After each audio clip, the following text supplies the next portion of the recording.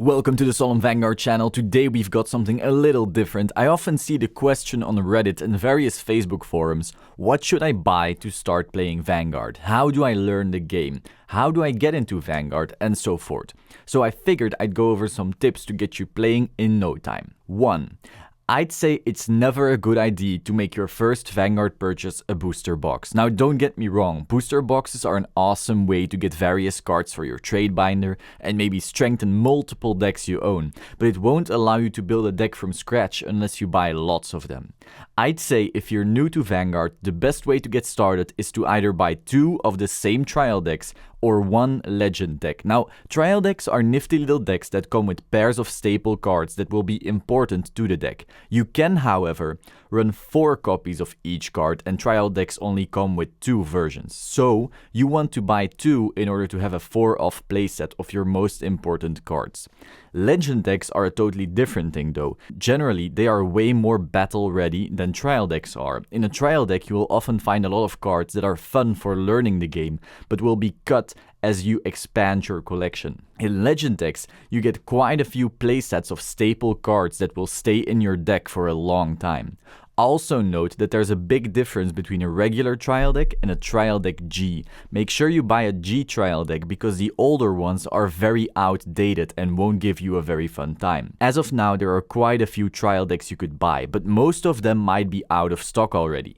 I am assuming you can still find the following trial decks, however, in some local game shops. Token Ranbu Online, Ritual of Dragon Sorcery, Divine Knight of Heavenly Decree, Flower Princess of Abundant Blooming, Evil Eye Sovereign, Debut of the Divas, and Messiah Dragon of Rebirth will soon come out, so that one will definitely be available. Overall, the older a trial deck gets, the less likely it becomes you'll still find it on shelves. Before you buy a random trial deck though, you can always go to the Cardfight Wikia to look at some of the art of the cards. You want to make sure you actually like the deck you'll be looking at.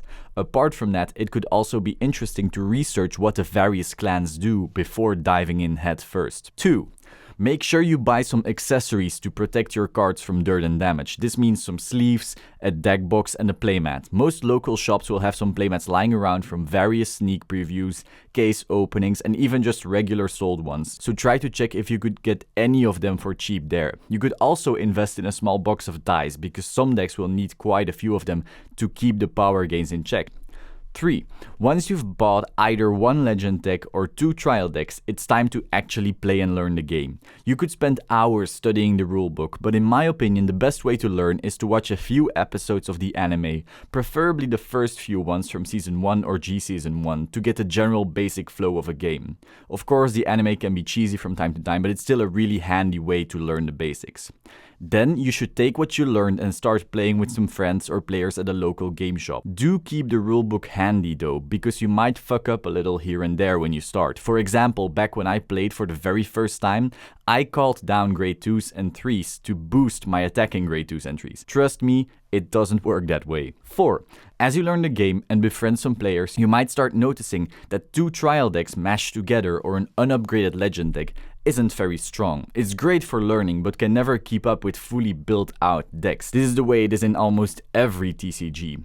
This is when you might want to start considering upgrading your deck. A great way to do so is buying and trading single cards online or in your local game shop. Try researching what a fully built out version of your current deck looks like. A cool way to do so is checking out deck profiles on YouTube and then see which of those upgrades are the most affordable. You'll find there are many good cards that can improve your deck that only cost 20 cents or $2 or something like that. Back when I got back into the game around the start of the Vanguard G era, I had 2 Aquaforce trial decks and managed to buy $25 worth of upgrades, making me able to win from time to time at locals. 5. Once you're getting more into the game, there's obviously way more you can do. You could buy a second deck. You could buy more expensive upgrades for your deck if you want to try and top at a big event. You could start maxing out the rarity of your deck. This means you buy the most expensive and nice looking versions of cards in your deck. Some people get custom playmats made featuring their favorite units at Royalty Playmat Designs, link in the description. Anyway, there is so much you can do to make this game even more interesting, so I'd advise you to do some research, find a a friend or two to start a game with, pick up some cards and start playing. And if you need a cool resource to learn more about the game, feel free to subscribe to this channel, click the bell button to get notifications, and ask any questions you may have in the comments down below. Enjoy the game. Ciao!